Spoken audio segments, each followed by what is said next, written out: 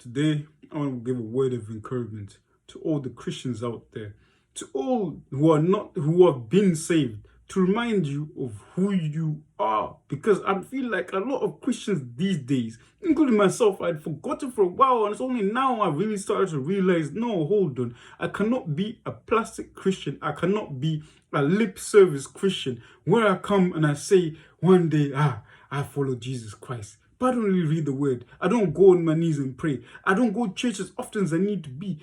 We need to stop being plastic Christians.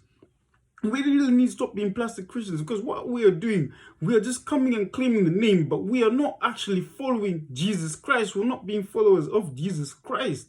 And that's a big issue, because now we're coming to the point in the church where people are confirming to every single ideology is coming inside the church, and now we are changing scripture, saying Christians are wrong, saying people who were ordained by God were mistaken when they wrote down these words that they gave us in the word.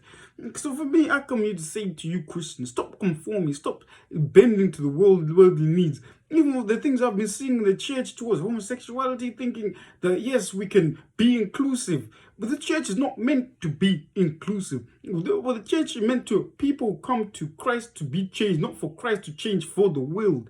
People come to Christ to be changed. When the Bible, did you see Christ going to people? People came to Christ to be changed with the faith within them, so they may come out and be a new person, a new creation. But in this world now, we want to change the what our Christian is.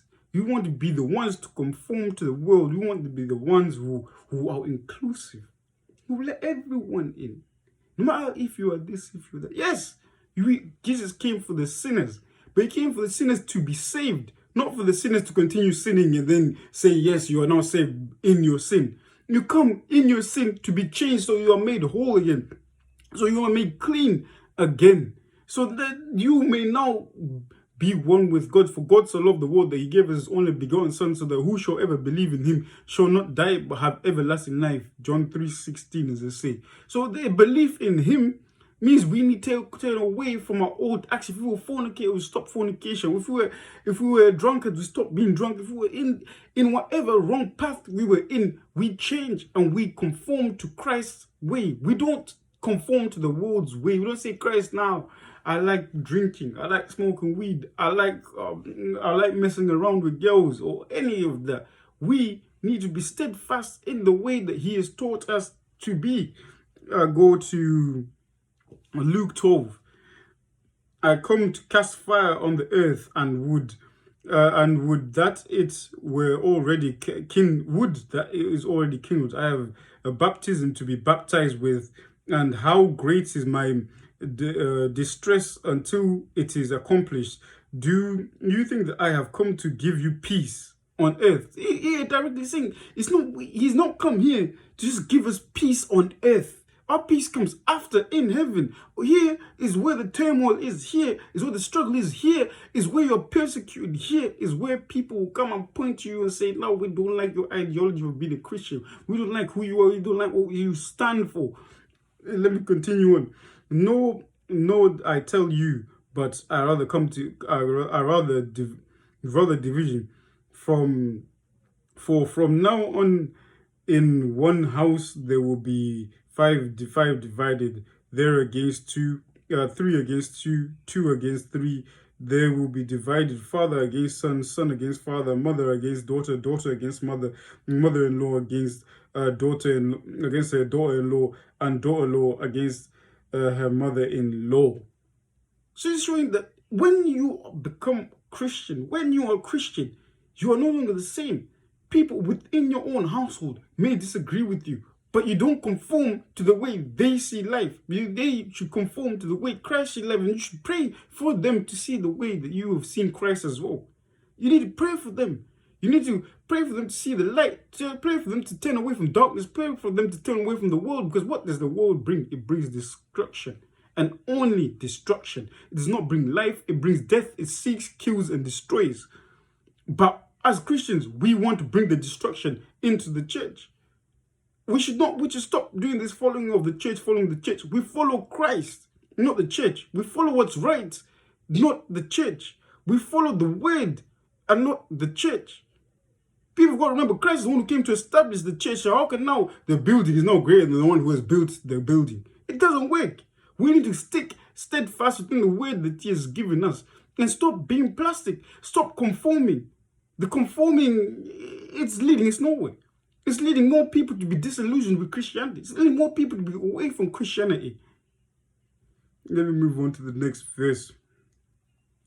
As you are a Christian, you were given a light. As it says here, Mark 4, verse 21, a lamp under a basket. And he said to them, is a lamp brought in to be put under a basket or under a bed, and not on a stand? For nothing is hidden except to be made manifest, nor is anything secret except to come to light. If anyone has ears to hear, let him hear. And he said to them, pay attention to what you hear. With the measure you use, it will be measured on you, and still more will be added unto you. For to the one who has more will be given, and from the one who has not, even what he has will be taken away. Yeah, if you look at the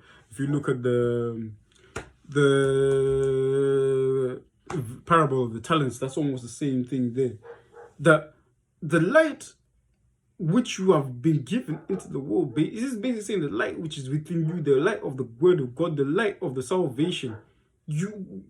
If you have been given the light, are you going to put it under a bed? Are you going to put it under a basket? Are you going to let it shine bright? Put it on a lampstand so you may see everywhere.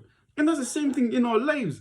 We need to allow the light of Christ to shine in our lives. We need to allow the light of Christ to be seen by others. We need to encourage others. We need to allow others to come onto the right path, and not to allow darkness to come into us, not allow us to cover the light, not to allow us to take us in the wrong way, into the devilish ways, into ways that fall short of the glory of God, into ways of sin.